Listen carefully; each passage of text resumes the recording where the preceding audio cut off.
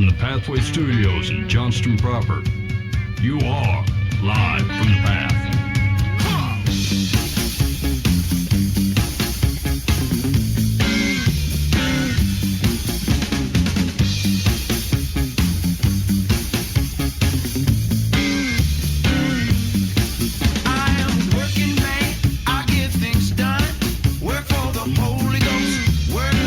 And you're listening to Live from the Path. We're coming from the Pathway Studios here in Johnston proper.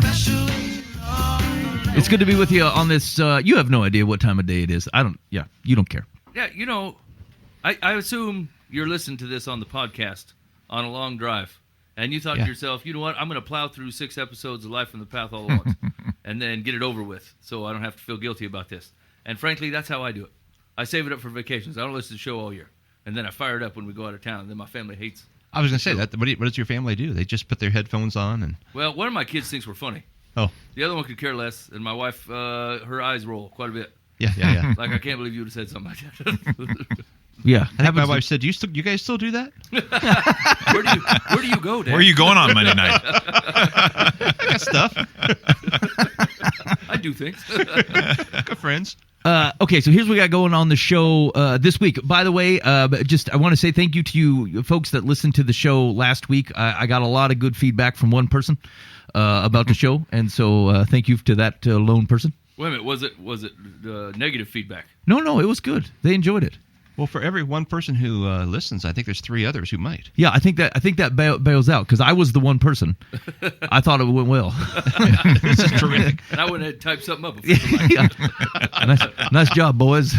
5 stars. Here's what we got going on the show this week. So lots of cool stuff going on. So last week we teased there was an article from like a legit place about the Webb telescope, like that's taken all these really awesome pictures farther into space than we've ever seen.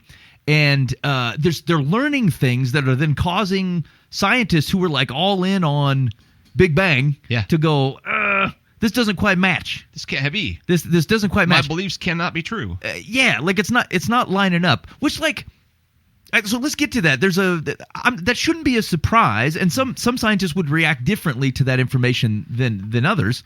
But it was interesting. It was interesting, and I think it teaches us a right lesson about humility on all sides. So we're going to talk about that. Also, Todd Gordon is in the studio. You have not met. Well, maybe you have. Todd gets around town. Gets around. Yeah. Football fields, gas stations, things of this nature. So I'm a big fan of Todd Gordon. We know each other from church, and he's just a super interesting dude. And he had posted some stuff on Facebook about a career transition, and it felt like a point in time of which this is the point to extract his wisdom onto the world. And so onto that one person. That's right. That's right. And I don't want to give away all his secrets, but so Todd has a background in. I don't want to quite say school administration. That's not quite right, is it? Just say education. Education. Yeah, okay. Right. And so not only I think it will be interesting to talk to him as he kind of moves into a different area of focus in his life on like looking back on that and some of the wisdom in working in education with students, with administration, with teachers and stuff. I think there's a lot of wisdom in there, but also kind of the intersection of I don't know, like it's kind of tropish or easy to go, it's those school systems, or look at all the activities kids are in, or that how parents react in activities, and it's a bit of a bogeyman, but like so how does Todd, who's navigated some of these things in his career, been a leader in some of these areas, dealt with all the different parties in these things, how does he look at that, look at these areas in ways, what ways are bring hope, and what ways are like rightful cautions on how we think about those things and the environments and the people. So we'll explore some of that with Todd. Plus he's got I'd like him to share some of the what he's doing now and ways that you can hear more from him. He's got a couple podcasts out there. And so anyway, Todd, thanks for joining us today. Pleasure to be here. And given his background in education, I expect Todd to do awesome on it's probably been months since we've done Secular versus Solomon. Almost a year, I'd guess. Yeah, so Mike, have you been preparing? You've been reading the Proverbs? I've been reading the Seculars.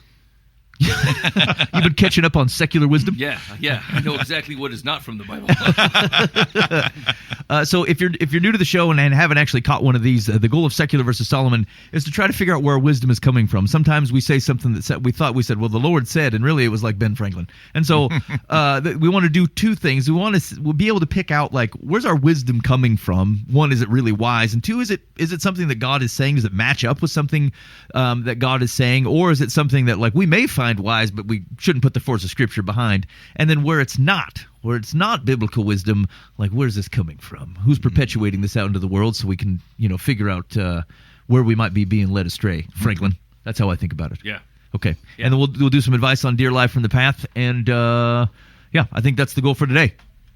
So let's. The first thing I want to do is I want to touch up on this article with the Webb telescope. Okay, so now, shoot, I've lost it. How long ago did I send it? Oh, there it is. Yeah, there it is. There it is. Okay. Mike, hold on. Me and Mike are going to talk about a small technical item. We don't record over there. It's no problem. It's not working. No. I'm very worried about it. No. It's perfectly fine. The Big Bang happened. No. So this was from a website called mindmatters.ai. And is that a legit web domain, AI? Yeah. What's that mean? Yeah. Artificial intelligence is what the AI is for. And you get to pick, like, do you get to decide whether you're a .com or? Yeah, we could totally be live from the path.ai. I don't think anybody would buy the iPod. I don't think we're artificial, though. No. Whoa, Dan. We're neither one, apparently. Neither letter makes the cut. We need live from the path.dummy. I'll check and see what's out there. Actually, I wonder if you can buy the .gov. That'd be kind of fun. Yeah, it would. Okay, so the title of the article is James Webb Space Telescope shows Big Bang didn't happen? ? Wait. The unexpected new data coming back from the telescope are inspiring panic among astronomers. So here's kind of the lead quote. To everyone who sees them, the new James Webb Space Telescope images of the cosmos are beautifully awe-inspiring. But to most professional astronomers and cosmologists, they're also extremely surprising. Not at all what was predicted by theory. In the flood of technical astronomical papers published online since July 12th, the authors report again and again that the images show surprisingly many galaxies that are surprisingly smooth, surprisingly small, and surprisingly old. Lots of surprises. Maybe a thesaurus could be used for this article. And not necessarily pleasant ones. One paper's title begins with the candid exclamation, "Panic!" Why do the JWST's images inspire panic among cosmologists, and what theories' predictions are they contradicting? The papers don't actually say. The truth that these papers don't report is that the hypothesis that the images are blatantly and repeatedly contradicting is the Big Bang hypothesis that the universe began 14 billion years ago in an incredibly hot, dense state and has been expanding ever since. Since that hypothesis has been defended for decades as unquestionable truth by the vast majority of cosmological theorists, the new data is causing these theorists to panic.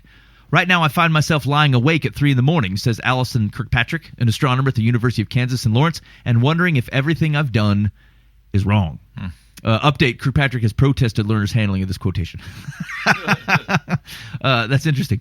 So, there's a long article there, but like. And he'll provide some kind of justifications as to why they're getting there.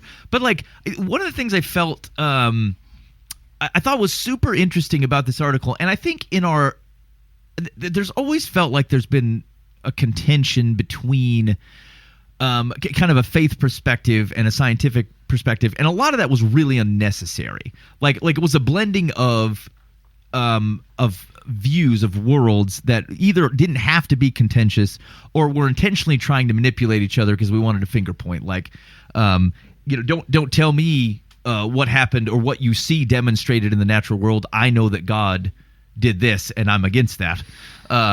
Whereas, I mean, like, there's certainly a path to go. Look, God will do what He wants. It's not like He can't make. If He wanted to make a world that looked like it's been around for billions of years, He totally could. Right. I think there's room in the faith spectrum to go, look, nobody was there. Genesis is maybe nebulous on whether it's trying to be history or whether it's trying to tell you something that is true, but through pictures or a mix of poetry and those and fact and those type of things. And again, God can do as He pleases. There might be a path for that. But I think where some of the critiques landed well from the faith side is the places where science, at least some of these studies, transition into what was a pseudo faith, is to say that things that we can't touch, taste, smell, we've come to believe in so fervently that we were willingly blind to other things that may be true.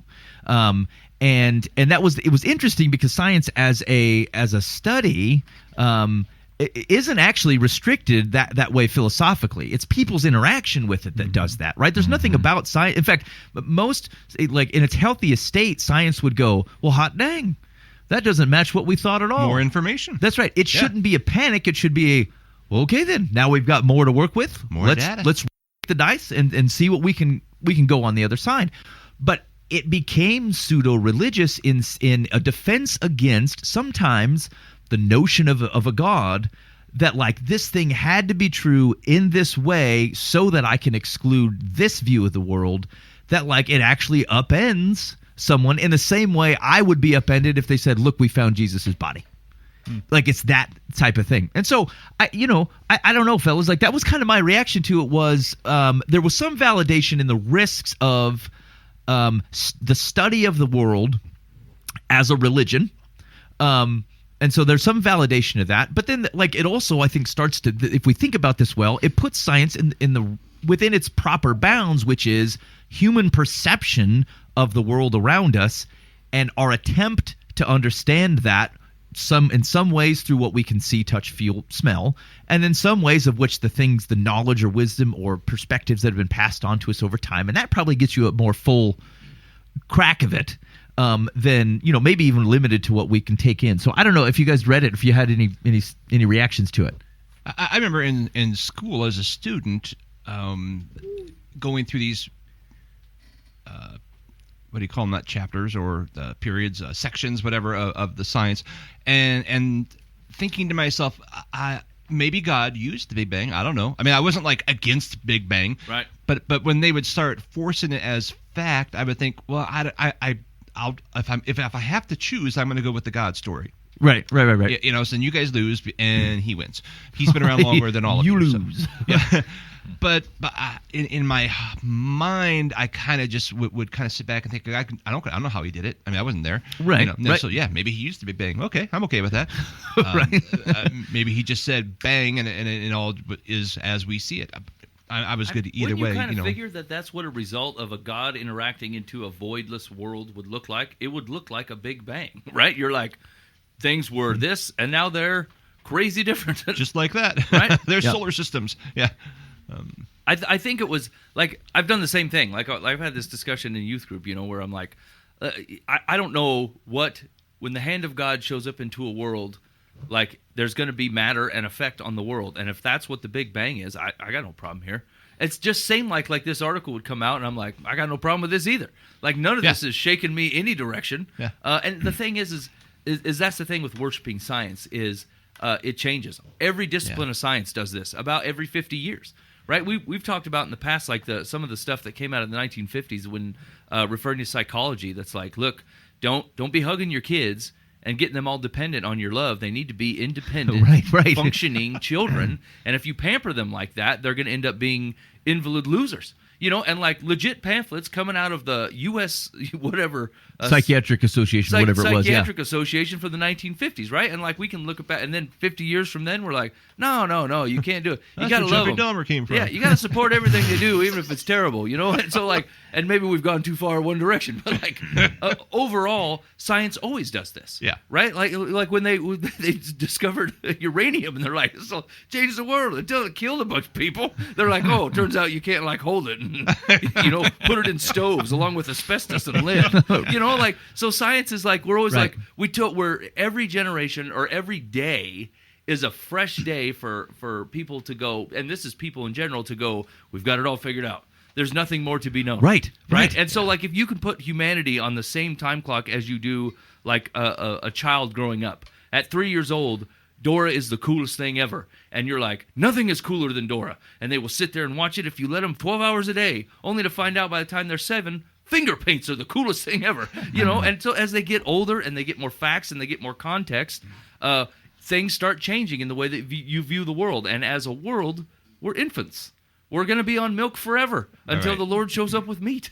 It shows you how powerful peer pressure is, though, because, scientists, they go by consensus, and if all the cool kids are saying there's Big Bang, then you have to say there's Big Bang, whether you just make the data say that because, well, that's what all the cool kids say. And because they're smart people, they're not dumb. Oh no, you're right. I mean, yeah, but they forget and neither sometimes. is a 5-year-old watching Dora. Well, but they're dealing with the facts that they have, and they're like, "This is going to be the end." Yeah. Right. But they'll get blind by the consensus, and so now they're in shock, going, "I don't know what to do with this information that seems to contradict what consensus has been. We've got to come up with a new consensus." And to them, it shouldn't point. In their line of thinking, it doesn't point to a deity. It doesn't point. It means that their It should be assumption, exciting, yeah, like you said. It should be like all the things. fantastic. The problem is, you find out that you've been rowing the boat in the wrong direction for 50 years. You're like, I'm going to look like the biggest turd. Like people have been putting out articles and putting their degrees on it, and they're like, this is the thing, and we've been expounding upon it. It turns out the foundation you built it on was going north, and you were supposed to be going south. Right.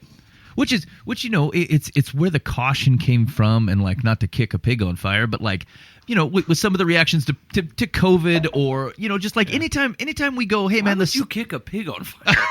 That's what I'm saying. I was watching to get it away that. from you, or to try to put it out, Get it back up into the barbecue pit. You get into the bacon. How dare you leave? Dang it, Todd! You were supposed to make sure this pig was dead. Things must be persuaded. And so, but it's just there's a caution in it when a man looks out at the world in general and goes, I've got this thing figured out. Like when a man does not have a sense of his own humility, of his own smallness in like how capable they are of taking the whole world in, how many things I can understand at one time, how many perspectives I can handle or properly take in to shape and mold what I say and how I say it. Like where there's an arrogance to it, but it doesn't mean it's ill-intended. It's just like a lack of recognition of how small we are. And it's not intended to make you feel like crappy, but it's just a recognition of like, really, you've got the whole thing figured out. And like, I get it.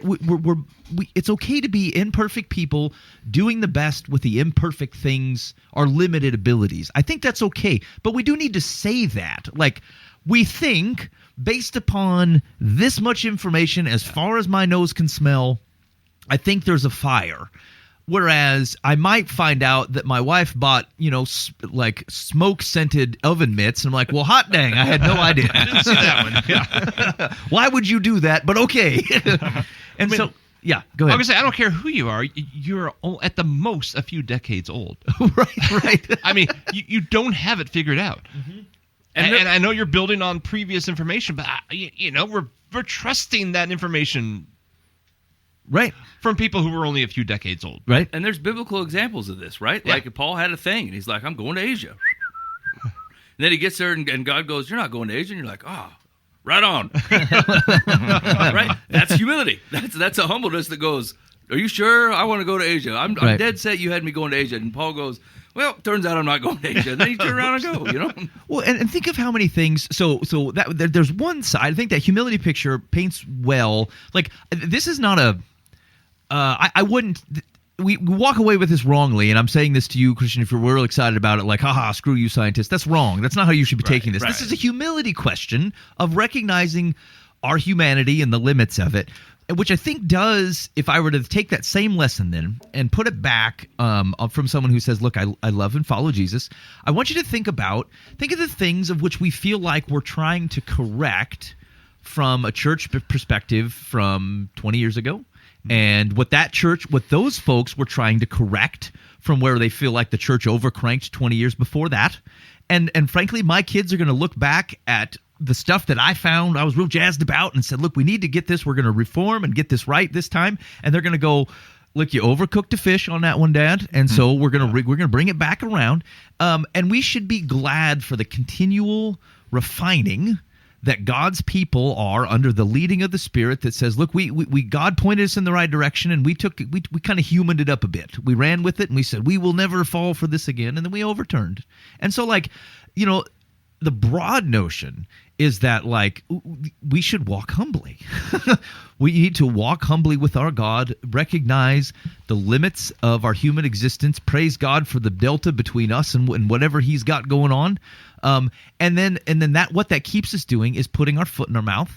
What it keeps us from doing is like trying to say, God will handle the rest of these things, but I'll handle this one. Like, just think of all the things where, like, this is the big one that's real obvious. Maybe we got the Big Bang wrong, but like, how many minor things am I asserting, lacking humility, with some level of arrogance, not ill intent, which then causes people to think differently about my belief system because I overcranked on the bounds of the thing that was been presented to me. I overstepped. And like, I think of that when you talk about some of the forcefulness of turn or burn folk, or, you know, like some of the stuff, like as we learn more about some parts of the Greek language, think of the nuances and some of the revelatory stuff we got from, finding the Dead Sea Scrolls. Right, we learned a lot. Our translation started to shift and change a little bit. Nothing crazy, but like some of the depth of some of these things started to come out. Mm-hmm. And like, great, that's awesome. The guy before us, didn't suck. This is just we refined. And so anyway, I think the call to humility here is a right one, and this isn't just like, hey, I'm glad to see scientists humble. I think science is awesome. I think it reveals good things that God has done, and we should delight in that, and we should be excited for every time we get something wrong because we got a path for look like maybe we're closer. Mm-hmm. Again, it's a depth thing. It's not a different thing. It's like, okay, well, we know it differently and deeper. So, you know, some people get super cranked up about that, and you think like God hasn't reinstituted the Tower of Babel. You know what I'm saying? Like, he made a move when he said, look, this is going to get out of hand. You're going to destroy yourselves. I'm going to have to step in and do something. Right? Like, he has not felt the same fear or pressure from whatever the scientific community is coming up with, right? To go, I'm going to have to spread these fellas out. This is getting out of hand. They're getting too small. You know, and so, like, it is a little bit of arrogance on Christians' part, where we're like, the boson or whatever is a tool of the devil. We're like, what do we mean tool of the devil? It's a boson. It's cool. You know, they're making a thing. You talking about that collider thing? Yeah, the Higgs boson collider. Oh, yeah. That thing, that's boss. That's a whiz-bang amount of power. I mean, here's the thing. They're coming up with cool stuff. And like, and like, I don't see God Tower of Babel that thing apart, blowing it up and saying, no, this can't be. Right. So who are you to stand on a street corner and go, all of this is a tool of the devil? You know, like, it's God's good world. He'll handle that stuff. You know what I'm saying? And so, like, because it's just as easy it is to crank on the science community that obviously thinks we're crazy. You know, we don't help by fueling the fire by sounding like a bunch of crackpot conspiracy theorists. You know what I'm saying? Like I'm afraid that the Higgs boson is going to tear down my faith in the Lord. I don't care about that Higgs boson. Right. I'm kind of excited to see what they do. The particle goes so fast that like all of a sudden 3 angels are exposed. Yeah. Living in Utah. Still in the fire. Yeah. Like, that's a good point, right? Like, it's not like God couldn't have laser beamed the International Space Station. He don't care. He don't care. So anyway, I thought it was a cool article, to be honest, because like it's super interesting. Like the limits, like as humans expand our ability to look farther, we come more and more to the conclusion to like, boy, we just didn't have we did our best, but we don't know. We didn't know. What a cool place to be, I man. mean, who doesn't feel like that after they've raised some kids? You know what I'm saying? They go leave your house and you're like, we did the best we could. I don't know. I don't know. I think we did the best with the information we had. Yep. And that one's weird, but I mean, I love them. Yeah. All right. Anyway, maybe if you got thoughts or questions on that, shoot us a text or an email 515-517-0085. That's the Live from the Path complaint line. Maybe you're afraid of the Higgs boson. Yeah. And, give us a call. I got a T-shirt I can sell you. Maybe we're taking it too lightly. You're like, you don't know that Higgs boson spelled backwards in Greek is Satan on a stick. Yeah. Let me know so I know how to deal with you if I run into you at the gas station. But yeah, 515-517-0085. That's Live from Path. You can call or text that line, and we'd love to hear from you. Okay, hey, so let's hear more about. Let's get to know Todd Gordon. And so, Todd, maybe I'll give you a chance to kind of fly over. Okay, a radio introduction is different than like, hey, I met you at some sort of industry event or at the Hy-Vee or something. Because we actually already know you. So it's awkward that would ask questions like, hey, Todd, we've never met before. Yeah, we totally have. Yeah, but maybe just tell people a little bit about yourself. So like, what your, because we focused on some of your career stuff, kind of like how you got started in education, how that trajectory went. Maybe let's just start there. Sure. Well, I'm a preacher's kid, number one. So I grew up loving home, mom and dad, and dad was in the ministry for over 60 years and finally stopped supply preaching just a couple of years ago at 82 years old. So, oh man, he was still writing sermons. I don't think he's pulling them out of file. I think he was still trying to be relevant at 82 years old. So, Nice. I was blessed with great parents and small community and just a lot of support. So, my road to education really is it's why I believe what I believe. I was standing in a gym hallway waiting for who is now my wife of almost 40 years. She was going to go on break from painting the school. And I'd quit college about 6 months earlier and was just kind of working a couple jobs, and my hair was really flowing very nicely back in the early 80s, down to my shoulders, and my scraggly beard, worse than this one. Was it a mullet? You probably could be considered a mullet more than anything. Just trying to get it's a flowing mullet, Dan. That's what it was. Here's what I'm going to tell you. If I can get Todd Gordon to send me one and you text mullet to the Live from the Path complaint line, I'll respond and send you this picture. There you go. So I'm standing in that doorway, and my high school basketball coach, who next to my dad was the second most influential man in my life, is 6'5", played basketball at Kearney State, and came over and poked me in the chest, said, "Why don't you go do something with your life?" And he walked away. Well, that's awesome. I am. And so I thought, okay, well, I guess that's what I needed, the prod I needed. And I cut my hair, and I shaved up my scraggly beard, and I enrolled at Iowa Western Community College, went to Northwest Missouri State, and became a teacher and a coach. And that is the coolest story.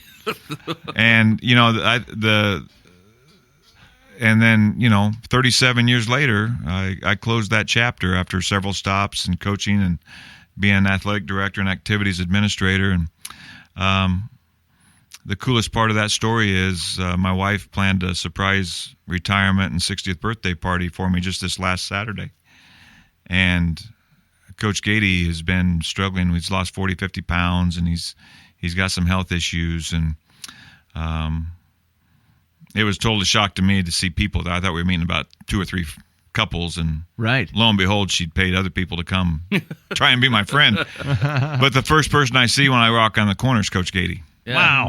Wow. With a cane and just weak and feeble and crying, and that's the first person I hugged, and we hugged for a long time. So, what a cool deal! Like I think if you were to ask me, hey, do people's words do that? Yeah. Maybe I'm a skeptic on it. In my experience, like maybe it's because we come in here, we blow hard, and we're like, words don't do anything because we waste them. But like to hear, especially something where like he didn't windbag it. He just said, "Hey man, here's what I saw." And like, why don't you go do something? That's awesome. Yeah, I love that. That is awesome. My fear is on our current generation, they just push back. Maybe I am. I'm growing my hair. I would say yes, and I would say no, because kids still want relationships now, and we'll get into that later. Yep. And I'll get into why, but that's why I believe in the power of moments, and you'll hear me say that over and over, and that's what I write about a lot is moments, because moments matter, and kids need to know we care about them. And we can say things to kids. These kids nowadays, it takes a little further to get into them now. Yeah. And might take a little more time. But kids still want relationship. And they still need to have that relationship, not just with their phone and not with texting people. They need to talk to people. And it's up to us to continue to do that and not give up on anybody. And that one moment can make a difference, I think, in somebody's life. And even nowadays, maybe if they're going to think about taking their own life, I think that's why I said good morning to everyone who walked through the door, and I said hello to everyone I saw in the hallway, because I just want to validate. I wanted to validate them and let them know that they exist, because there's too many people that are walking around with their head in their phone and don't feel like they exist. So we need to give them that human connection. Yep. And yeah, you do get pushback. You do. But I would never stop and will never stop trying to have a relationship with people. That's interesting. Is to think about. I think it's easy to say kids are different, but like in some ways, kids are, in addition to, can be a product of the environment around them, parental Absolutely. environment, societal environment, and so like the question, I suppose, to what you're talking about is not just, okay, well, they're started to be born different 15 years ago because of the aspartame. What about our society around them is changing them that they need it more, or it takes more to get into it, but like the core need isn't gone on what people need. There's still a soul there. Yeah, right, right. There's a heart and there's a soul there. Right. And that soul doesn't change. It's just the stuff that's gone into it. Yeah. And that's why it's important for people, not just educators, but it's important for educators because they're on the front lines with these kids. Yep. But it's important for all of us who are going to touch kids' lives, even a church, whatever. Yep. That we stay current on what they've got in their hand. Right. The pressures they have. Yep. We just can't say, well, back in my day, that's the way it was. Right. Gosh, rub some dirt on it and let's go. Well, no, you don't rub dirt on it anymore. Right. They don't want to rub dirt on it. Yeah. They don't need to rub dirt on it. They need somebody. They need more hugs now. We know that. Yeah. But we just have to stay current on where they're at and what they're dealing with, and just know that every one of them matters. Yeah. So what was your what did you when you started teaching? What did you teach? I taught. My degree was physical education. When you're going to coach, I guess I learned how to swim in college, and Right. I couldn't tell you anything. I do know how not to drown, but so I had physical education, but it took me 10 years to get there. Yeah. To teach physical education, I taught special ed. I taught some resource room. I taught computer. My first job in Walnut, Iowa, we had 25 Apple IIe computers, double disk drives now, double, not a single, it's double disk drive. Went up last year. And when all those things were cranked up, the temperature in the room went up about 40 degrees, and it sounded like jet engines were going to get ready to take off. So and then my next job 2 years later, I was teaching computer concepts and some programming stuff. Yeah. And I was on 2GS, so now we had the floppy drive. Oh, or yeah, right. The little disk The drive. discs, right? yeah. So in 2 years, that's where that went, and then on it went. But I taught a lot of phys ed, taught special ed, and I taught a lot of computer and computer science type stuff too. Utility At man. Severance They taught. said, "Hey man, we need something. Where's Todd?" I can play all the positions. Nice. That's awesome. And so, how many different school districts have you gone through in your career? I served 9 different school districts Wow. in that 37 years, an average of 4.5 years, per district. Yep. And my path was different, but I felt that was my path. Yeah. And I never apologized for that. I felt like my job was going in to make something better. Yep. And then I wanted to I got the itch to go do that again. Yeah. Yep. And not that I had opportunities. Then I thought, you know what? I'm going to do this. And it was usually someplace where I could go and take something that was been messed up a little bit. Yep. And maybe kind of put it together and then leave it for the next dude. Yeah. For the next person to take care of it. And that's what I felt my calling was. Yeah. And, my wife about 4 or 5 moves in said, I'm not moving again. Well, she did it for another 3 or 4 times. So I don't know, that's shame on her or what. But and it was funny about, I think probably just a couple years ago when we moved to Jefferson and I went from Des Moines Roosevelt to Greene County. I wanted to finish in a smaller school. Yep. Kind of because that's what I am. Yeah. Small town guy. And I love my time at Des Moines Roosevelt and that experience with the cultures there and everything, and experiencing the only way I can describe it is corporate school. Yeah. I mean, it's just a whole different animal. Yep. The layers in the school. Yeah. That's just the way it is. Yep. But that's not where I wanted to finish. So when we moved out to Jefferson, I said, I thank Deb again for moving. But she said, just think about all the friends we've got. Right. In different places, in different towns. Yep. And I kind of felt that last weekend at that party and that get-together was because there's people there from every community I'd served. That's awesome. And I just was blessed to see people like that and know that was it. So I think that's the other thing I tell people and I tell kids. I said, your path is your path. And I can throw in, I believe my path was directed by God. Not that I was anything special, but I think he directed where he wanted me to go at different times in my life. Yep. I believe that. But your path is your path based on your skill set, what you can do. And if it's your skill set to stay in the place for 35 years and touch community there, great. Yep. Don't apologize for that. You don't have to compare yourself to me or anybody else. That just wasn't me. Yeah. Yep. That wasn't my heart. Right. So it was 9, and my longest was 10. Had 3 schools of 2 years each, and most of them were 4 or 5, right in that area. Yeah. So your trajectory then is you're teaching, you're coaching. What did you like? Was there a favorite sport or something that you coached? Well, it was basketball. Primary basketball. Yep. Yeah, primary basketball and Girls, golf. boys. Both. I started coaching the old 6-on-6 game back in the day in the middle '80s, and did that. Most of it was with boys. Yep. But I ended. I actually had to coach the girls one year at Greene County. Couldn't find a coach, and I told the superintendent. I said, I don't know. I guess I hadn't been a head coach in 10 years, and actually 17 years. Yeah. And so I did it. Yeah. Are we still doing the hoop and the ball thing? Okay, I'll get. Yeah. I think I can pull some stuff out of that. I mean, as you get older, do you and you're still coaching? Like, do you look out and go, we ain't gonna run, forget it? I mean, come on. I don't want to follow you around, and you guys don't really want to do it. So, I mean, whatever. Right. Yeah. So, I mean, it was basically basketball and golf. I coached volleyball. I coached softball. I coached baseball. Yeah. In some capacity here and there, track and field. Yep. So I did a little bit of everything and had my hand in a lot of different sports, but.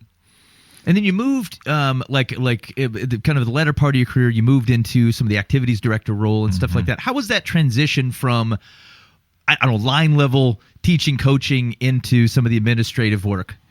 Well, when you move up a level, basically, I would say you're moving from teaching, coaching, where you're interacting with kids every day.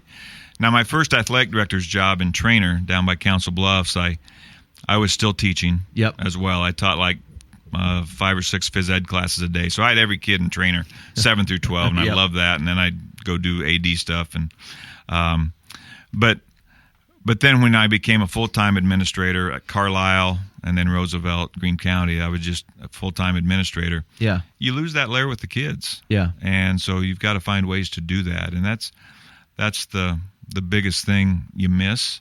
And really I miss colleagues and things like that, but when people have asked me over the last couple months, what are you going to miss when they go back to school?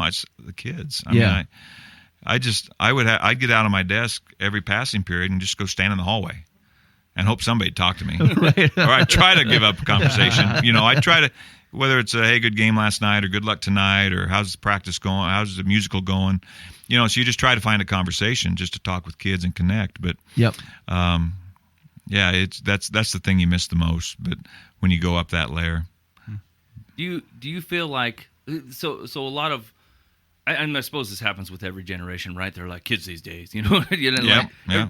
That's the exact phrase I was just thinking. Is like, how would you complete the sentence where some people might go, kids these days. If you were to start a sentence and go, kids these days, like what? How would you end that? They need loved. Uh-huh. I mean, I don't. There's no way about it. I mean, they're kids and they just need love. They're looking for love. Mm-hmm. And sometimes in all the wrong places, and I think there's songs about that. But it's amazing to me, some of these kids, and I wouldn't just talk to the athletes or talk to the musicians, just the kids and activities, mind you, because that might only be 40-50% of the kids in the school. Yeah. The other 50%, well, they matter. Right. And so you try to find where they are. If they work at Fairway, they work at Hy-Vee, you might say, hey, how's work going? Or, you find something to connect with them. Try to find some little piece just to have a conversation. And it's funny. It's not funny. It's just a fact. If I'm standing in the hallway and a kid walks by and I just say, hey, how you doing? How are things going? How's classes going? Where are you headed now? Oh, you're headed to ag. Okay. Well, why do you like ag? Nobody likes ag. No, I mean. But it's amazing how sometimes those kids, then they start to find you. Uh-huh. And if I would go out and maybe sit in the lunchroom and during the lunch hour just to hang out, they might come up and start a conversation then a little bit later. And you don't know how you're going to connect with the kids. So, Yep. But they all matter. And they all, it's amazing how many nowadays, the kids these days. Yeah. Kids these days still It does harken need to back have a trusted adult. Yep. Yeah, I mean, it harkens back to like there's nothing new under the sun here. No. Right? It's Yeah. the same. They're people, right? Like they're image bearers of God, and like where I think maybe we get stuck a little bit is a little bit of our own nostalgia on how it was back in our day or whatever you wanted to think about it, and a lot of it is centered around technology. Where the kids get a lot of their what they feel like is their community from their devices, right? There are people on the other end of the things that they're talking on all the time, but they're not deep communities, right? Like they're shallow communities, one-offs. And like if there's anything that's been true, especially through our more technological world, is like the written word does not have the same inflection as the spoken word, right? Like even when you're talking to your wife, she'll say something and you just read it right off the bat and you're like, well, what the heck is this?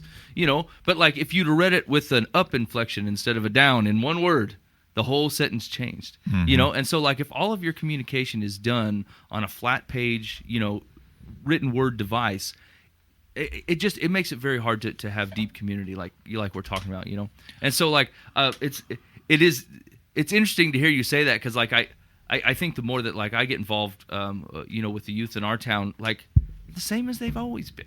Yeah. And whatever red letter, big banner thing, you're like, well, here's the new thing we're going through. And it's like, it's the same dog with a different tail on, right? Like it's the exact same thing. I bought a new hat. Right. We're not kids. You know what they're not finding in schools these days? You're going to have to back me up on this, Gordon. Like the sheer amount of kids smoking in the bathroom like they used to. Right, like back in the day, smoking is. I mean, we've done a job. Like it's the devil. It's the devil. These cigarettes. You know what I'm saying? Like we've won. And so, like the devil back in 1975, it was the cigarettes and the left-handers. And the delinquency out in the parking lot. And like anymore, like it just shifts to a different thing. Right. Really, what I think what I see is a lack of community, right? Because it breeds loneliness, and loneliness breeds depression and anxiety. And like if you see the sheer amount of kids that want to claim depression or anxiety just so they claim something. Hey man, I heard something on the radio today that it said they surveyed college kids, adults, and it was 1 out of 3. Yeah. 1 out of 3 said I'm dealing with like some sort of diagnosed depression or anxiety. The statistics are amazing. Yeah. And really eye-opening and disheartening. Yeah. Yeah. And Really. and I think a lot of it is like there's a good portion of it that's true, and there's a good portion of it where people just want an identity to explain themselves. This is why I am. This is Right. why I feel the way that I do. Right? Instead of, once again, that relationship that goes, I know exactly who you are, and you are not that. Right. You know what what often separates someone from going, hey, this is something I'm dealing with versus this is something of who I am, is the amount of hope you have to come out on the other side, right? Like if something's weighing heavy on you and you don't see a path out of it, then you're going to identify with it and say, this is who I am. But like if you've got, and I get this is way more nuanced than I'm giving it, but the broad point is that like if I look out and say, man, I'm feeling real low today, but like I've got a healthy community around me, I know people love me, I'm reminded that God is good and he created me in his image and likeness, then something where I feel low feels like something that I'm walking through, but I have a hope that I can get out on the other side. Right. And I think that's one of the things I keep in my mind all the time, whether you're in the school, whether now that I'm retired and I'm talking to ADs and coaches online or in person, if I'm training them with the job I'm doing now, whether I'm going into the grocery store or into the convenience, wherever I'm at. The phrase I always keep in the back of my mind, it's by a guy by the name of Manny Scott, he's one of the original freedom writers out in San Francisco as a high school kid. But now he teaches and speaks to schools all over the country. And in one of his books, one of his quotes is, he tells teachers, and his lifelong goal is every day you are someone's best hope. Mm-hmm. So I think we need to all try and be somebody's best hope every day. Yeah. Whether it's just a thank you to that person who just served us at the restaurant, maybe we're their best hope. I think we can always be somebody's best hope. We don't know who it is, Right. and we'll never know. Right. So, but I think that's just the way we need to treat people. Yeah. Is give them a hope. That's right. That there is kindness, there is good out there, because there's too many people living in the shadows, and to get them out of those shadows, sometimes we just got to offer them some sort of hope. Yeah. We just had a gentleman pass away here a few weeks ago, and I didn't realize the depth of the conversations he would had with the children around here, and it was always just jokes over the donut at church. They'd get a donut, he'd say, "That's my donut," and I knew there was a couple he had joked with, and that was, but the kids were coming out of the woodwork like. They had a special bond and connection just because he actually talked to them.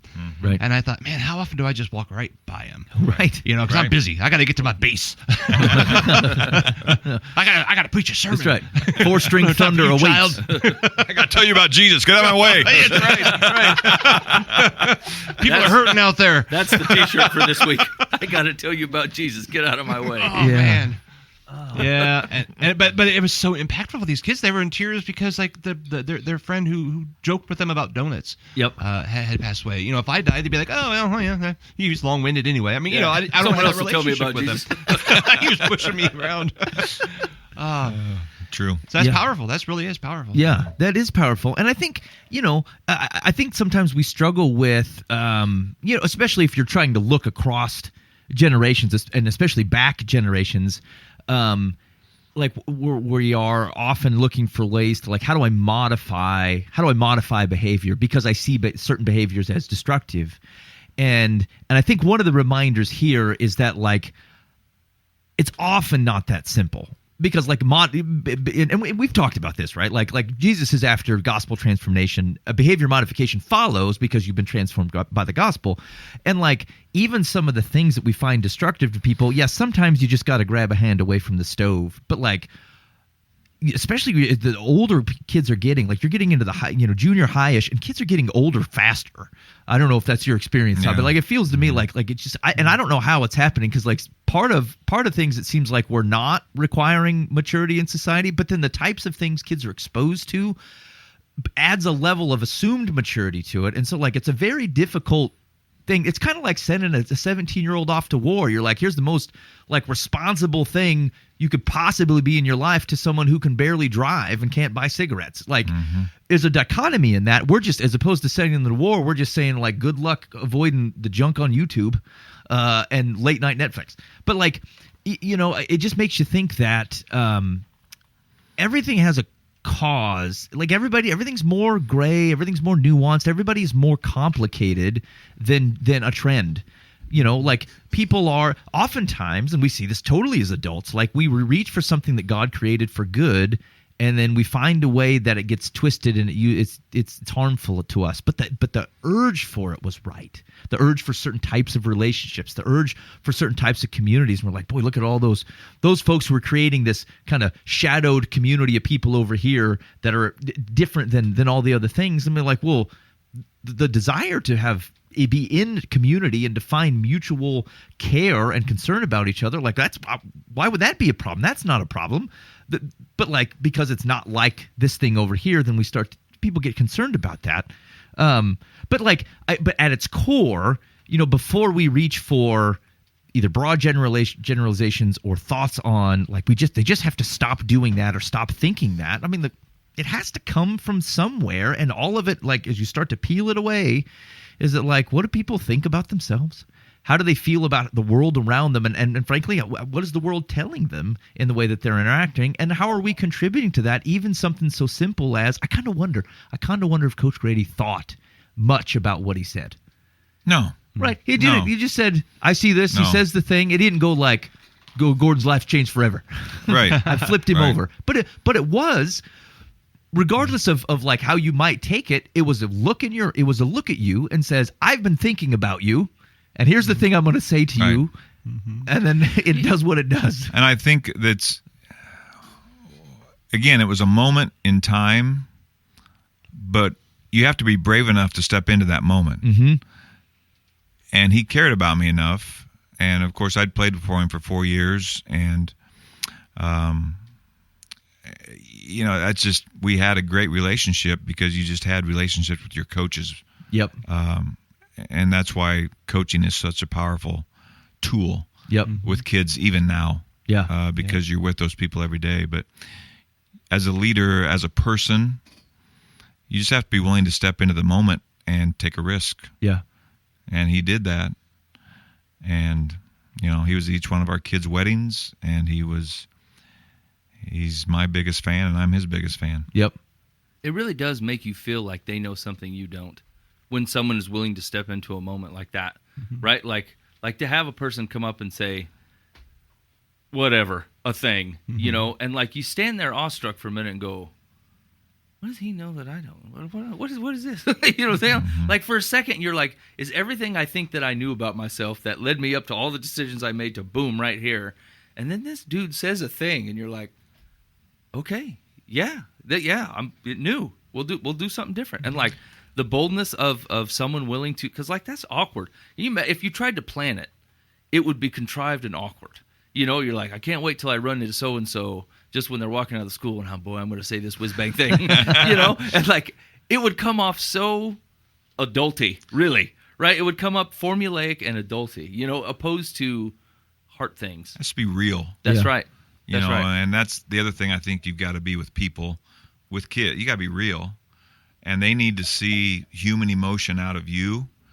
They need to have somebody, because there's too many people. There are too many people these days not taking responsibility or saying they were wrong. Yeah. I'm not afraid to say I was wrong because I'm practiced at it and I'm pretty good at it. I'm getting real good. I'm not only good at being wrong, but also admitting it. Yeah. So I mean, it's just, you got to be real with them, and kids in general, they can see fake a mile away. Yeah. That is 100% true. They are so good at that. Yep. They know real and they know fake, and so they pick that up. And you talk about Coach Gady know that, and my son AJ put together a video. Had different people I've worked with in schools, 3 or 4 former players, friends. Anyway, one of the players on there was a kid from Manning. And he played at the University of Iowa football. But he said, I remember sitting. You pulled me onto the steps in the Manning gym, and you were the first coach that ever told me to get my stuff together. Mm-hmm. And this is how you need to act. I think it's when he decided he was going to the University of Iowa, and he's kind of acting a fool. Yeah. And he said, you just told me how I needed to act. And I don't remember that conversation. Oh, right. But he did. Yeah. So, and I think I probably had that conversation because Coach Katie was brave enough to do that with me. So you pass that stuff along, and one conversation could change my life, and that conversation could have helped change Jared's life. Yep. And if Jared has that conversation with one of his boys, on down the line. Yep.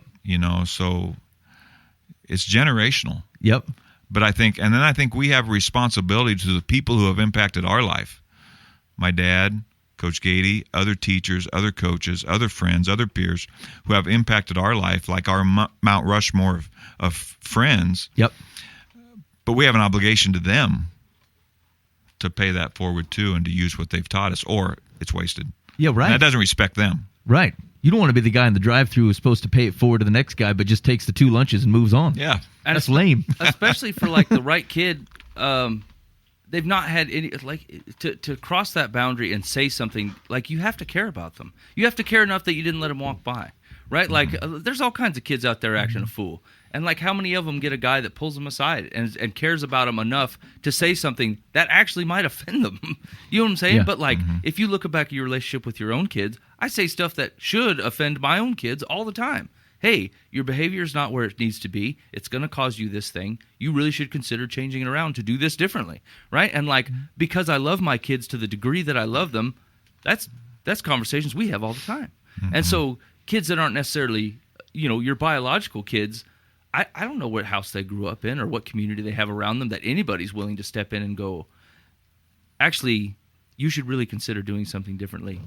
Here's the path, right? Yeah. And, like, some of us are so scared. It's still fear. We've talked about this for 3 weeks now, but like we're so afraid of like the output of some of the kids, you know, and like the things that they're doing or the acts that they're committing or the way that they're acting, that like we're just not willing to dive in deep and like show a little bit of give a crap. Like, I don't care what you're doing on your outside. Here's what's true about you. I love you. And I think you should probably make a different decision. Yeah. Yeah, there's a lot of shallow stuff out there. Yeah. I mean, the phone's shallow. Like you said, if you're just relying on this screen and how many likes you get on Instagram or TikTok or whatever the kids are doing now. Yeah. If you're just relying on those likes and those comments for your self-worth, and they are, Yeah. then that's shallow. Ooh. And there's got to be more. They've got to give more. That's a good point. Where the crowd is fickle, be the non-fickle person. Be the person that's there anyway. That's there regardless. Right. Where the rest of the world are like a, you know, tossing seas. I mean, you're the still pond. You're the boat, man. Because otherwise, without that, you don't even know the difference. Like, you don't have something to compare it to. Like, what the heck is this stone cold rock doing over here? I thought the whole world was a bouncy sea. And to see a dude who smiles at you every day, who knows where you work and cares about you, isn't after you because you're another like to them and they're a like to you. Like, how would you even know the difference? It's the same reason that, like, you know, you encourage, you know, folks who are growing up and to hang out with families that have good marriages. Like, how would you possibly know unless you saw the difference, unless you saw exposure? You're like, boy, I didn't even know people didn't yell at each other like that every night. Or like, hey man, both parents are in the house at the same time, no joke. Right? Like, you wouldn't even it's not that you're not dumb, you just have no idea. Like, there's all kinds of things where, like, I've heard somebody, this happens at work too, like I'm a problem solving dude, that's my job. I go in and people and it's like every once in a while, in fact probably twice a week, someone says something like, well, hot dang, I had no idea. That opened like a whole nother trench of the world that I just hadn't even. How would I know? Except for someone said something to me, and now I've got a different way to kind of measure and understand the things going on around me. And so, like, you know, where the rest of the world is jumping around, what does it take to be a rock? A little bit of give a crap, a little bit of smile, a little bit of a, hey, I looked be at stable. You. Yeah, right. Just be there. And the funny part about that telescope discussion is, like, we say science flips and flops every 50 years. God been the same. He doesn't change. Right. He doesn't change, and like as a result, we don't change either. Yeah. Right? Your behavior doesn't cause me to change. Whatever adverse behavior that brings us fear and worry, it doesn't cause me to change because God is steady. His grace is steady. None of that stuff ever moves. Right. Ever. Right. Yeah. That's a good call. Like, just the underlying notion of communicating a sense of reliability, of stability, when, like, you know. Getting like to what you were saying earlier, you know, if people won't take responsibility for things and like commitment is not, people don't they see it in marriage relationships, they see it, you know, just with things changing so often, people don't work at the same place. Not like people used to be for extended amounts of times in the same spot. It's not the general path anymore. Like, it just feels like things are constantly in flux. What is stable? Well, if we're not speaking to the things that are unchanging, how would someone even know? Yeah. So, you know, one of the things that I was interested in, Todd, is I think, you know, you have a unique perspective in your work. Is like, I think about folks who look at school systems and kids and even activities and things, and from a Christian perspective, I think it's tempting to go, that just seems like a big bucket of risk, man. Like the schools today, kind of like the kids today, right? Like the schools today are blah, blah, blah. And like it feels the tug over here's all the things that the church has going on or that we think is important. And here's the tug of activities and things against those. And like the various things that frankly schools are having to deal with. Like you're treading in an open forum trying to handle a lot of different things coming at you. And so I'm just kind of curious, like, in what ways do you look at public schooling and coaching and those types of things with hope? And are there ways in which you go, you know, here are the unique challenges they're dealing with, and here's where people like there's the caution is warranted? Well, you know, it just all goes back to that first story and why I believe so strongly in what I did for so many years, and why I believe it's so valid. Because, whether we're going to be somebody's best hope, I tell my coaches, or I told the coaches or teachers, if I had a chance, if not you, then who? Mm-hmm. And if not me, then who? And so as a leader, I had to have that mentality of, if I'm not going to step out there and risk myself with kids, coaches, adults, parents, community members, Yep. then who is? Yeah. And so the same was true of coaches and teachers, directors, whoever's working with those kids, whoever's working with people. If not you, then who? Yeah. And so it was just always driven by that. And, I just always believed that every job we do is a ministry. Mm-hmm. And that's just where the ministry lies. Yep. And so whatever job you're doing you're there for a reason. Yep. And it's not a mistake. Yep. There are divine moments in every day.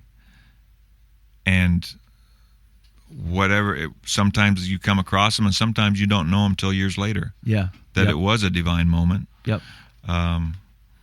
But we have to believe. I mean, God can use everything for good for Yeah. those that are called by Him, and He can use every moment that we have down the road, and maybe it's just that seed that's planted. So that's just how I carried into every day. Yeah. Was not knowing, but not caring that I didn't know. Yeah. Yeah. What the impact was. I was just going to try and be faithful and show up and do the job. Now, when you start wrapping that around what education has become, Yeah.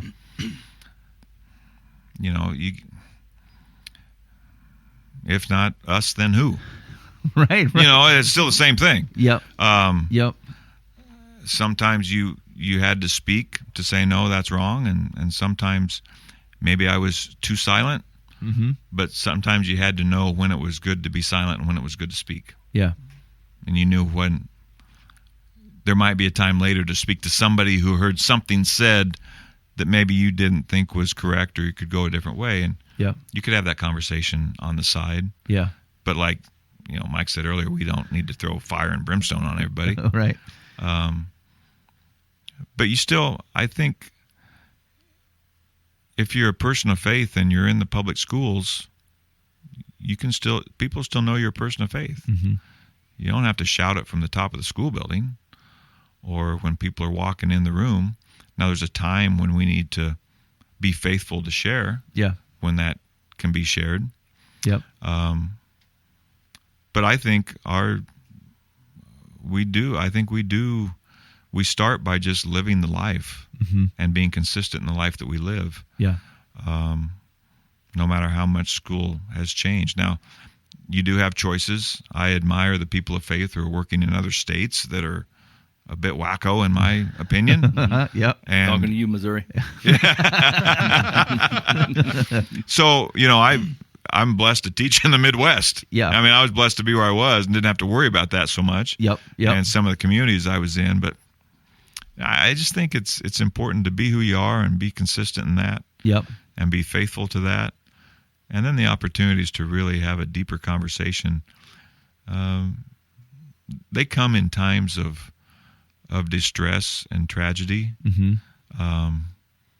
That's where I've been able to probably share faith more than any. Yep. Is in those dark times. Yep. Or when you go see somebody in a hospital that you may be in there alone with them, and that's your moment. Yeah.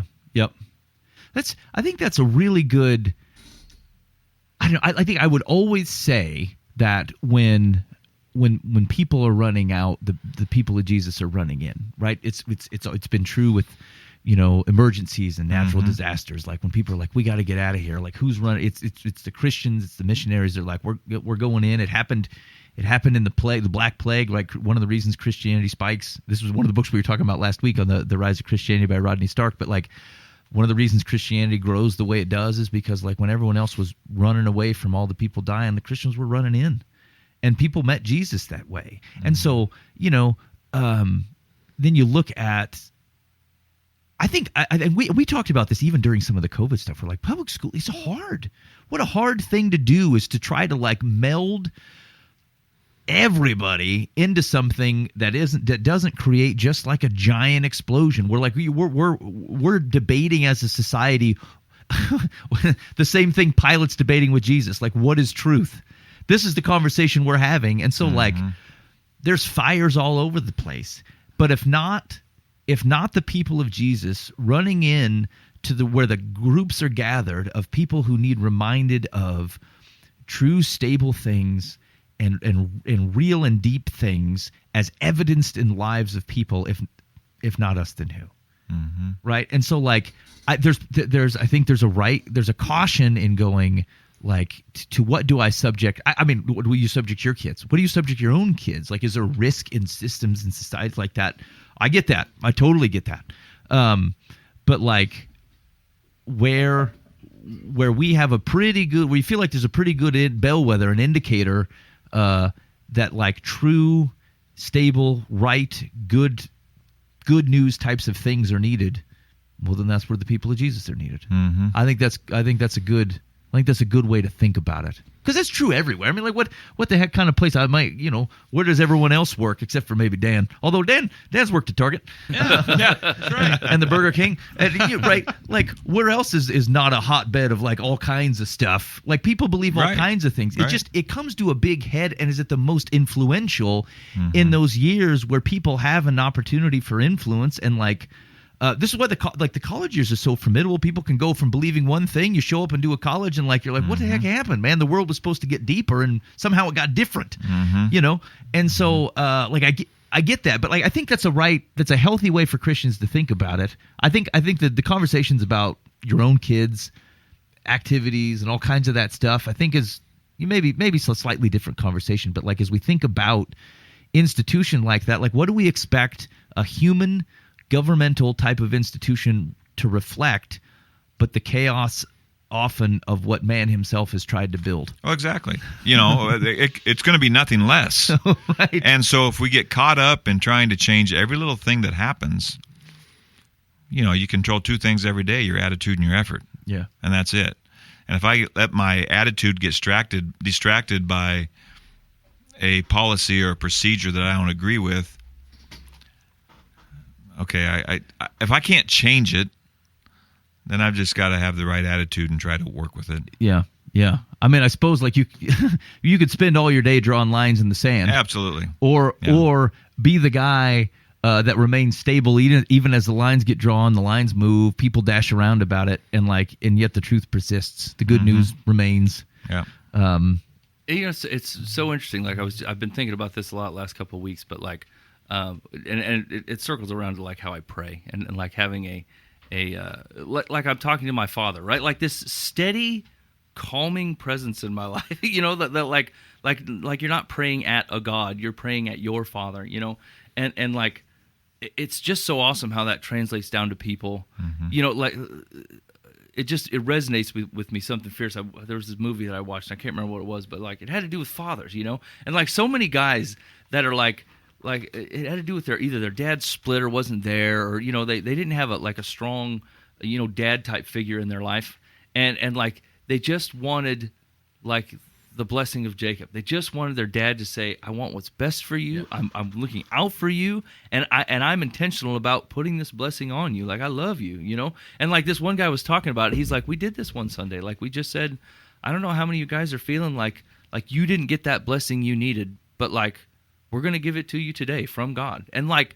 droves of dudes getting up out of their chair, and going down to the front just to be prayed over. I just want a blessing. And not in like the cheesy right. I want stuff way, but like this unmovable, steady figure that knows all and loves completely and puts a hand on you and goes, I'm for you.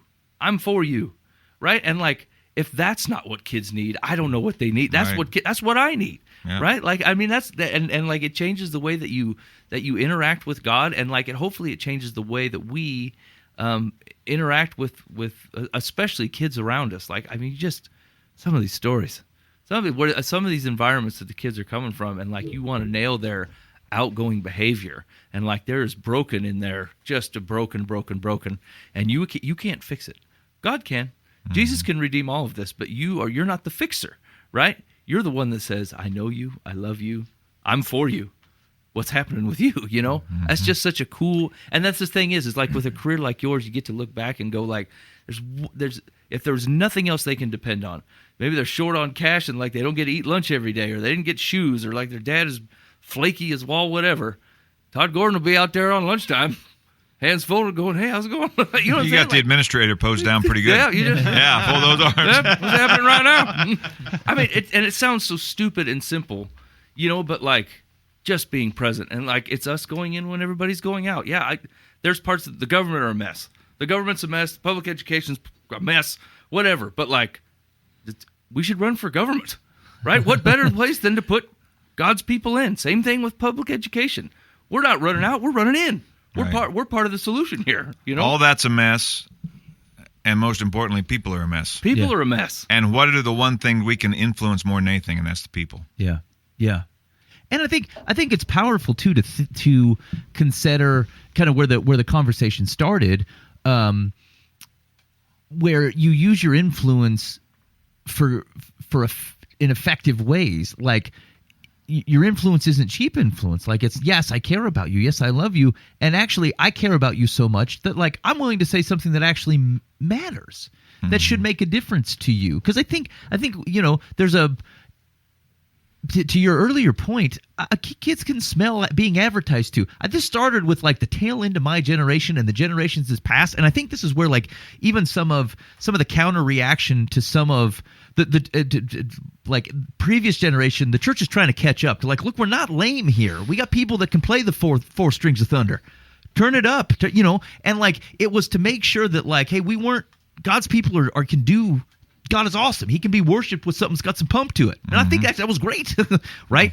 And then there became a point where, like, kids grew up and they became so averse to being advertised to that as soon as the music in the church started feeling like the music that was on the radio, they're like, no, wait a minute. Yeah. Are you trying to trick me? Trying to sucker me in. Yeah, right. You're trying to drag me into something. Right? And, like, what are these lights? Like, people get so hypersensitive to being advertised to. And here's the thing.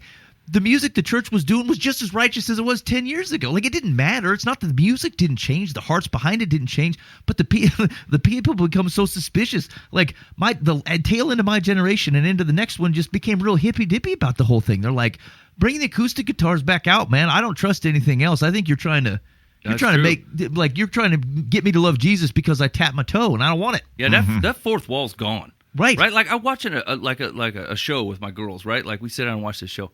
And, like, my oldest one will sit down and go, this is my favorite story arc of this show. I'm like, what? You can't just sit and, like, immerse yourself in the show and be entertained. You're like, this is really well written. I'm like, shut up. You're ruining this.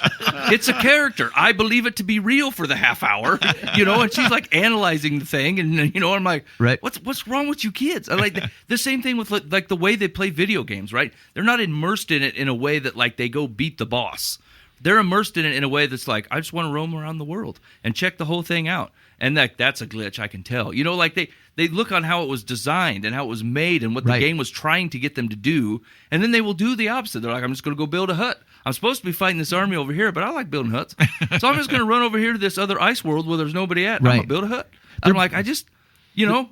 It's a behind-the-curtain generation, which means that, like, if what's behind the curtain is genuine and matches what was in front of the curtain, then it's believable. That's right. Right? And the church don't want to be caught being the Wizard of Oz. Right. No one is fooled. No one is fooled by the quote they found in the newspaper.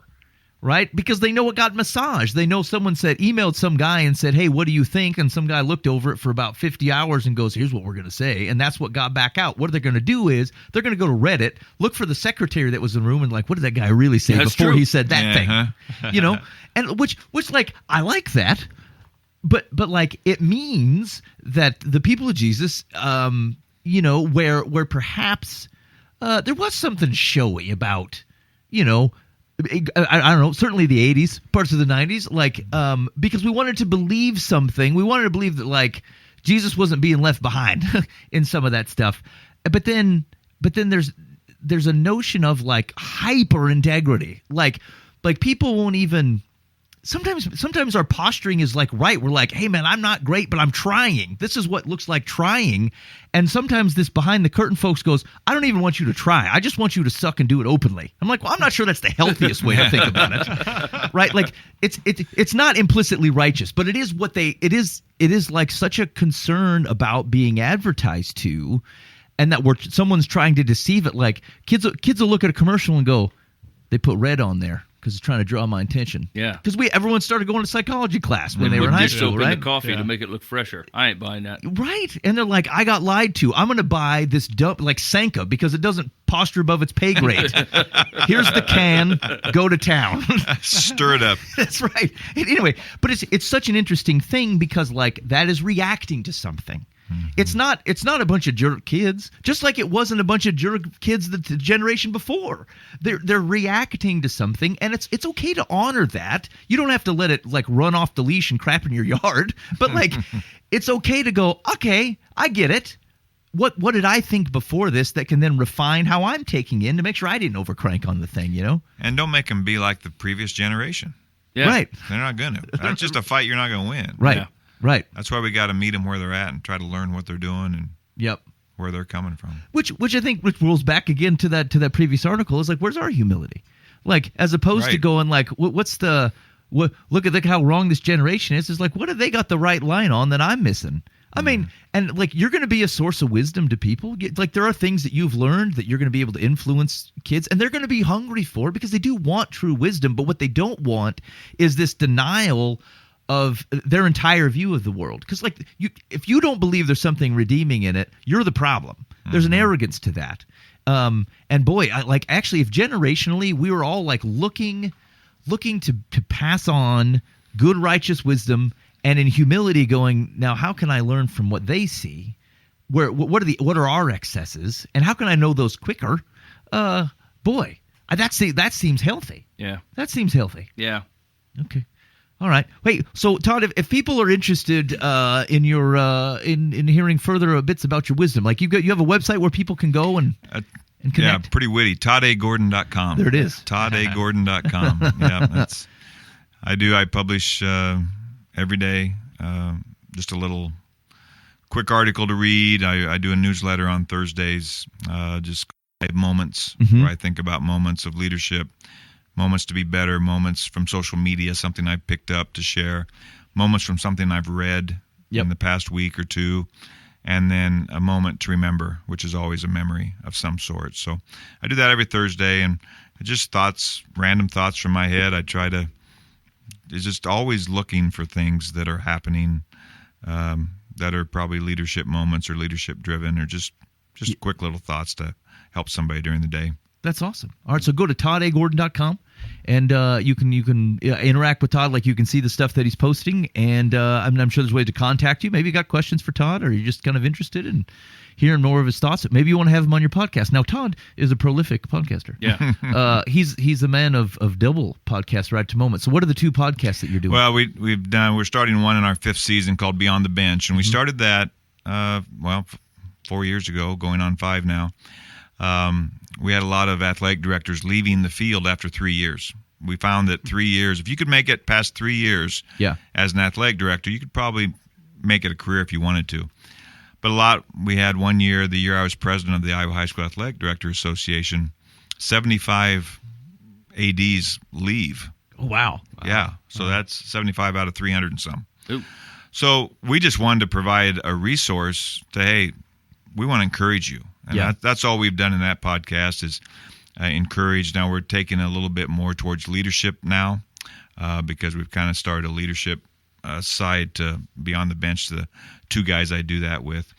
And then I'm working for a company called Bound now, and we are a sports management, web-based, where schools use us. And so a partner and I, we've decided we're doing a podcast just twice a week, just 10, 12 minutes. We have a little leadership component in it and a little how-to or, hey, think about doing this in your job type coaching, AD type stuff. So just doing that, and that's called Bound for Greatness. Nice. And, here would be my encouragement to you guys that are listening is that I cannot imagine very many situations of which, like, hey, okay, this feels like, oh, we were targeting, ADs or like, but like, just think about the types of problems those folks are trying to solve. Like, there's coordination issues. Like, think of all the different parties that you're trying to manage and all kinds of things. And then you're talking about, how do I encourage leaders to lead well? Interacting with kids, and a lot of the things that we've been talking about here, methods of which to engage people, of which to call them up to kind of the best selves. Like, I just, if you normalize some of the context of where some of the stuff is coming from, it's so surprising where wisdom that applies to something you're not even thinking about has something that kicks off for you, and that you see that you can apply in your. I mean, even as parents, even as spouse. Like, here's the deal: your husband and what they need encouragement, man. Like, they'll we've been talking about this a lot in some of the we've been going through First Peter. It's been a little harsh on me, but like oftentimes your spouse will live down to your view of them or live up to it, right? And so and with the amount of, we talked about this a little bit, I think, within the last few shows. But like, what are you doing with your influence to your close relationships?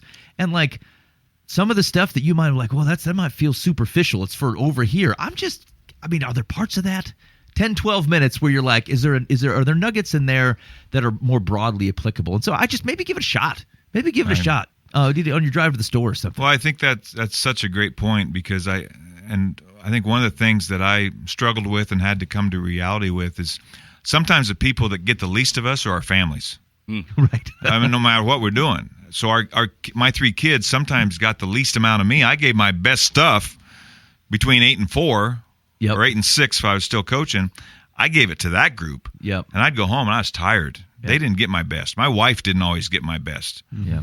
Even as a leader, an administrator, you're trying to lead people.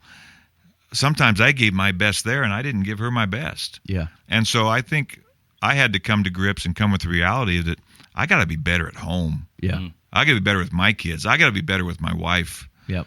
And that's a humbling thing to come to grips with, because you're giving your best out there. Right. During that day. Right. But then you go home and you're not giving your best. And you're giving your cranky. If anybody would ask you to make a list of things that are important to you, they'd be up there. They'd be up running the top, right? And then you're like, this is out of balance. But how do we treat them? How did I let this get so out of balance? Right. Well, and like, and it's got to be so tough too, because like, again, it's speaking of the environments that you're working in. I mean, I don't. Maybe it's because I'm more of an introverted type of guy, but like, I mean, I get drained dealing with folks. Like, I just don't. Some people are energized by people. It takes a lot of effort for me, and I know it's good, and like, I get. It is good. It is reciprocal, but like, I'll come away from conversations and just feel just kind of sapped. And so like, I would look and go, man, I just gave a lot of energy there, and I think it was for good, and I'm trying to be helpful and talk to people and encourage them and blah blah blah. But then then I come home and I'm drained to the people who also need my best. Yeah. Right. And so like, frankly, fellas, it's really easy to get real cranky about this. Not only because you're tired from the other stuff, but you feel underappreciated. It's like, this person's not, look, my wife's giving me business because she's not getting my best. And you feel like, hey, I gave my best over here. She has every right to expect your best. I'm sorry. You're on the hook for your best all the time. I'm sorry. 24/7. I'm sorry. Give your best. Yeah. That's right. Yeah. Well, I owe some apologies. That's next week. Next week. I feel like Ben owes me an apology. Actually. Yeah. Boy, if I'm gonna need another journal. All the places that didn't get my best but should have. Hey, you've been listening to Live from the Path. Thanks so much for hanging out with us. I hope you've enjoyed this conversation with Todd Gordon. Again, go to toddagordon.com and you can hear more.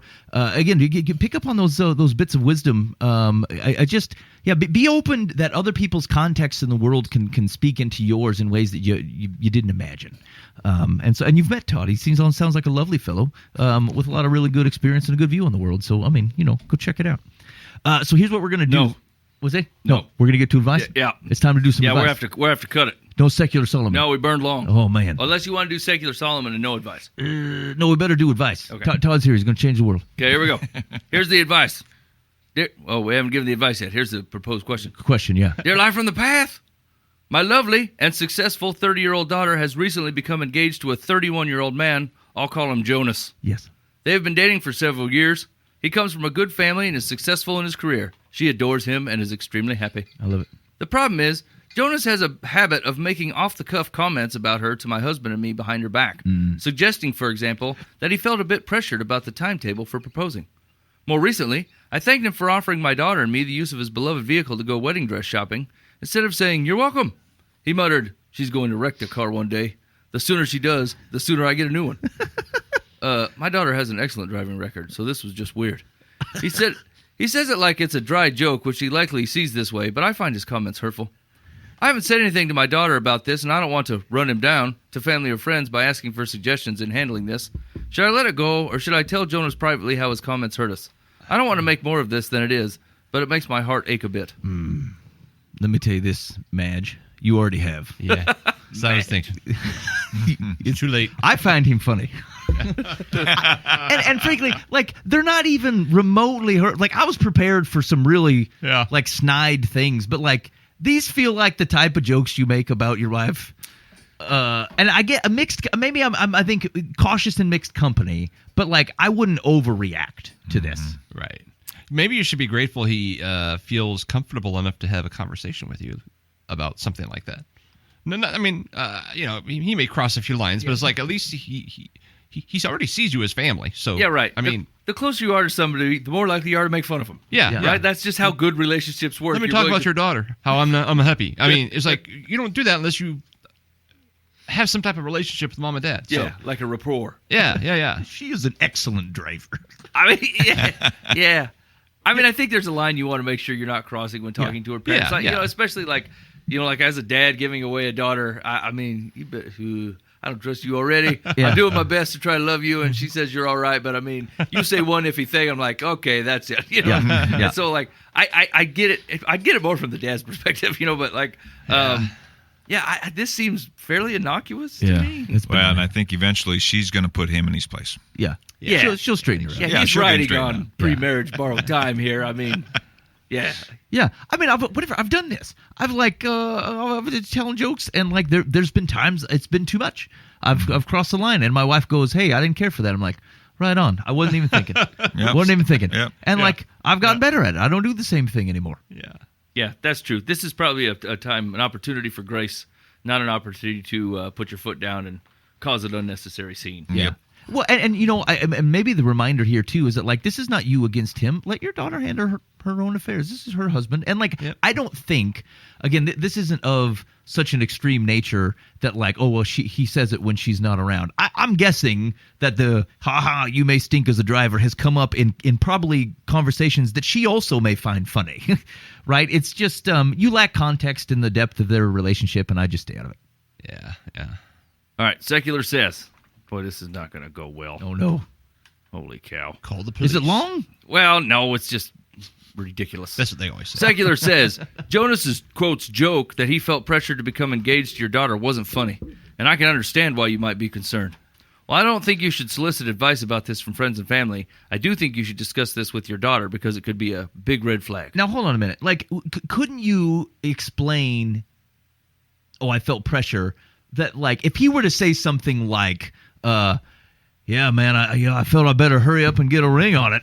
If you said something like that in a joking way, like, couldn't you rightly describe it in the way that she just did, which, I think really mischaracterizes the situation? Well, and they've been dating for years, it said. I mean, so he is dragging his feet. Yeah. They're like 30. I mean, it's time. Yeah, would you say, hey, I felt pressured, as you should have, you sloth? Like, fine. Exactly. Yeah, you right. weren't moving, so we pressured you. Where's your witty retort? Why are we playing the victim here? Right? Like, he's got something witty to say. I mean, wit right back at him.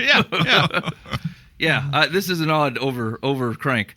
Ditto with any other possible pejorative comments he makes to you about her. There's often a grain of truth within comments that are made in jest. They could be. That's why it's funny. They could be a tip off about what her fiance is really feeling. Okay, all of a sudden this guy is like Beelzebub's son. This seems like a little much. Yeah. I don't know. I mean, here's the real of it. Like, the closer you are to people, especially your wife or your spouse or whatever, like, you make jokes, and like sometimes you cut a little deeper than you intended, and some of it is just the sheer amount of time you're around them. You're around them a lot. Yeah. It's the closest relationships you have, and sometimes it's a swing and a miss, and sometimes you think you're funny and you're not, and like, I mean, unless you're, it actually seems like you might be thinking less of your daughter, right? Because like if she can't see past this manipulative dude, to the point where she's being taken in, you're actually saying that she doesn't know this man very well and she's being a little foolish. Yeah. If you feel like you want to have, not about these specific things, but just to your daughter in general about that relationship, I Hey, think babe, that's how you feeling? I think it's a fair conversation to have with one of your kids. I would not bring up this specific example because you're going to look like a conspiracy theorist. Right. But maybe it wasn't a joke. Maybe he's just somewhat of a pessimist. Yeah. But she knows that. Yeah. I mean, could be the a little daughter bit of a does. downer. She still wants to marry him, so...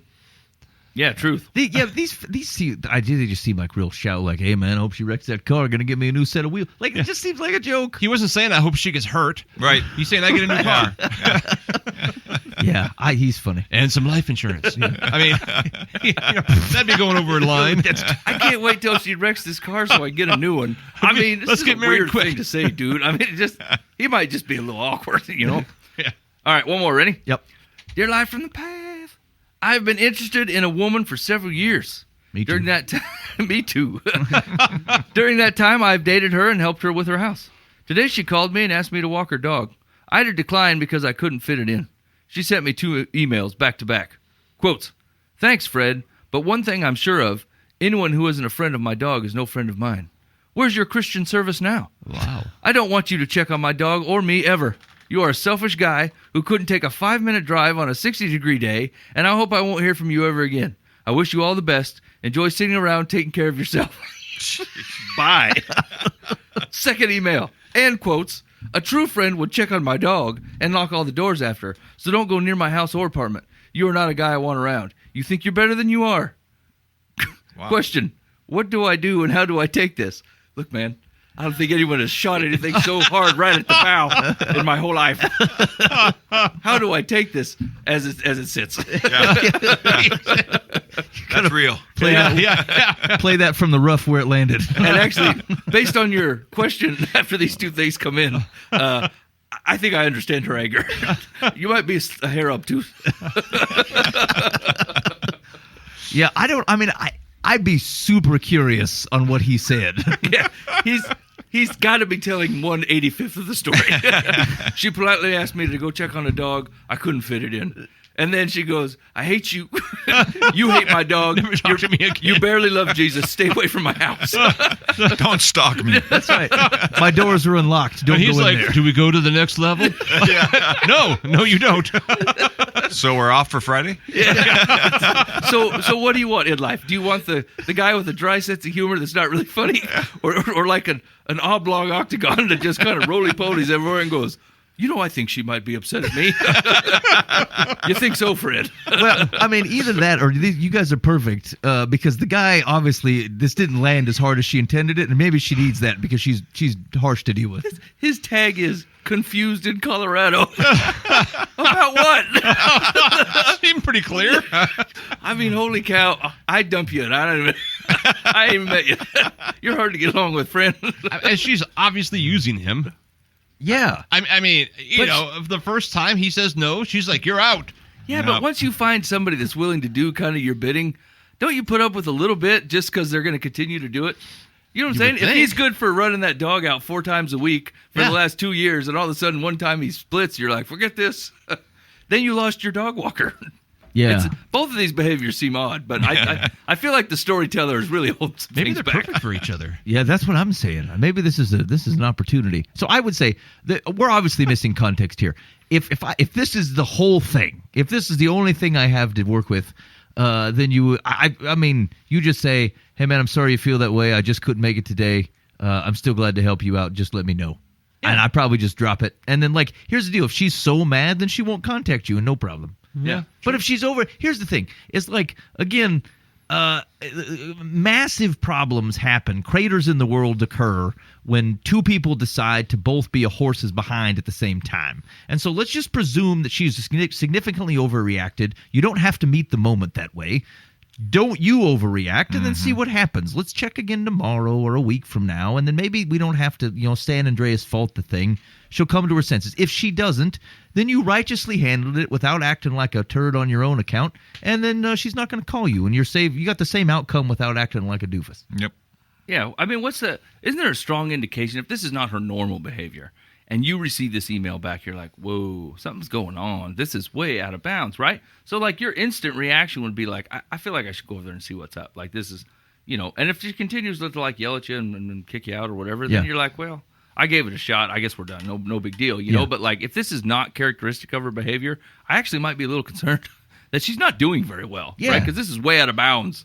For the way that you described it. They've been together for years, or was it? What did he say? Or am I Did he just say years? I've been interested in a woman for several years. Yeah. During that time, I have dated her and helped her with her house. He hasn't said whether he's currently dating her. So it's kind of off. But she dumped him with an email. Yeah. It wasn't even like a call. Yeah, once again, this dude is like a mixture of like a fog and a really dense soup, right? Like he's got real smoky trues going on, like I've been interested in a woman for several years and I have dated her and helped her with her house. Okay, that does seem stalkerish. Right? Like, are you currently dating her or how long is several years? I think he's just a free range floater guy. He's Colorado. He probably owns one of those pot shops. I think he's gone all through life being some kind of amoeba. He just like melds himself to whatever the situation is and then tries to re-explain it and everyone's like, what happened? Or maybe she's not aware of some of the way that he sees it. Like, he's been interested in her, meaning he stalked her. He did work for her because she hired him as a legit plumber. And, like, he just talks about it as if it's the same relationship, but they're two separate items. Basically dated. Yeah, right. Yeah. In fact, if you read back her email, it sounds like he's a hired dog walker. Hold on, look at it as a perspective as if he was just a hired dog walker. Okay, I'm ready. Okay. Thanks, Fred. But one thing I'm sure of, anyone who isn't a friend of my dog is no friend of mine. Where's your Christian service now? I don't want you to check on my dog or me ever. You are a selfish guy who couldn't take 5 minutes to drive on a 60-degree day, and I hope I won't hear from you ever again. I wish you all the best. Enjoy sitting around taking care of you yourself. Wait, is it 60 degrees Celsius? Because otherwise, what is the big concern? Yeah. It's 60 degrees. He's pea-souped this thing. It feels like he said, it's a little cold out. I don't want to venture out the house. Like, he had to have said something for her to bring up the temperature At of 60? the day. I think she's just pulling every guilt string she can. Like maybe she's saying, hey, it's so nice out. Why didn't you enjoy the I don't understand any of this. This is really unfair because the way he's written the on. letter, I massively mistrust this man. And I assume the woman is wearing a halo of some kind and is a perfect angel. It's really unfair. Yeah, I don't like her. Yeah. Okay, let's get Secular's advice. I mean, I love her. Secular says. Dan went too far there. Yeah, he did. I've been interested for years. I've been interested for years. It's I clean out her gutters. Classic 80s Dan. Okay. Secular says, because this is how your self-centered lady friend reacted when you told her you couldn't come when she whistled, it's a shame, for your sake, that she didn't say it years ago. What you should do now is take her emails to heart, follow her instructions to the letter, and don't let her hear from you again. She's bad news, and you can do better. Much better. Yeah, I mean, here's the thing. Like, when people act out of character, sometimes, to Mike's point, like, that's often the right time to invest, not defend. You're right, giving her too much credit. Because there has to be a reason. And again, if this she's is manipulative. Yeah, Dan's okay. I mean, if it's the second time you saw it, like I said, just handle it graciously. Wait a week, go from there. Yeah. Let it stew like a nice SCOBY for a kombucha. Yeah, something. They have something apps. You can hire people to walk your dog. Yeah. I have a feeling here's what I really think is happening. I think he's unemployed. I think he sits around doing nothing. Mm-hmm. And then I think that, like, every once in a while she'll call him over and see if she can get some help at the house and maybe take care of the dog. And then, knowing full well he's got nothing going on, and she's like paying for dinners all the time and making sure the place is upkept. She asked him to come over and do a thing real quick. He's like, I got a lot brewing right now. And she's like, you definitely do not have a lot brewing. You're unemployed and you eat dinner at my house all the time. And so I think she just had enough. Yeah. Okay. I don't know about that. Hey, what do you think? Maybe we've given out bad advice here. Maybe have you ever run into this situation where a guy wouldn't go help your dog on what is like a nominal temperature day, and you got so fired up? A reasonable time to be out. I'm worried about the dog in normal temperatures.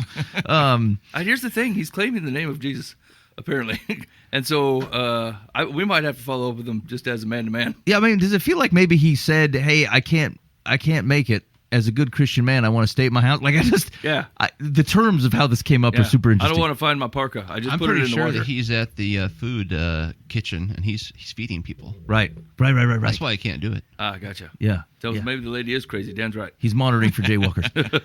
Okay, so let's say you disagree with advice. So here's the deal. I'm just going to open it wide open. I mean, anything you want to talk about. You call the Live from the Path, Bob Eisenhower complaint line. That's 515-517-0088. 0085. That's 515-517-0085. Bob Eisenhower, Life from the Path complaint line. And we'd love to hear from you. Again, maybe you disagree with our advice. I'd love to hear about that. Maybe you love Todd Gordon. Now, I'm serious on this picture thing. I don't know whether he's going to send me the picture, okay? So this is dependent on picture of Todd with the long hair. But if you send, what did I say you had to send? The picture of the mullet. Yeah. Okay, that's right. You text me the word mullet. Yeah. And then I will respond with a picture of Todd Gordon's mullet hair if he sends me one. I feel if at least 3 people do this, that we have to do it. Yeah, Todd Gordon, I feel like... Oh, boy. That's like 50% of our listenership. Yeah. I mean, it sounds like your wife's willing to do all kinds of things, and so I'll call her.